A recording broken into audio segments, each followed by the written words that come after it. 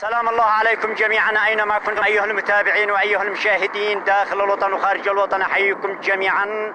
كما علمت أمس قضية صاحب العائلة وفي محافظة عدن عندما كان الحادث المروري سيارة مع سيارته، وكان قد نزل ذاك الرجل بالآلي على صاحب العائلة وأصيبين ثنتين طفلات إصابة بإطلاق ضرب النار، وتوفت بنت وبقيت واحدة عادي مصابة في أحد المستشفيات.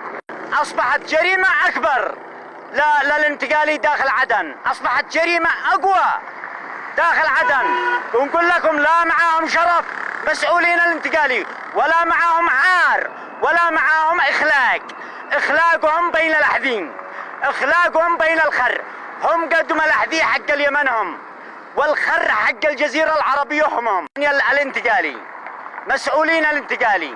بالله عليك، هذا اللي بيقول لك بيطبق قانون، أنا بيطبقوا قانون على أصحاب البسطات.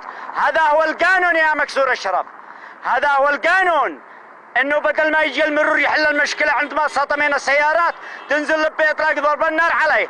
هذا عندك القانون الجديد، هذا الحكم الذاتي في عدن. وقحين النسوان أشرف منكم، النسوان أشرف من أبوك، أشرف من أبوك طبعا. وهناك نرسل رسالة، هناك مطعم السد مخابرات لهم في الرياض، مخابرات على المغتربين المساكين، من دي يسافر اليمن ومن دي يجي من اليمن، على أساس يبلغوا للتقطع لهم. فأي مغترب مسافر من الرياض إلى اليمن بيصيروا مطعم السدة على أنهم بيودعوا صاحبهم، وذا بيقول جو عبر عدن وعبر يعني لحج طور الباحة. هذا في طور الباحة بيتم التقطع.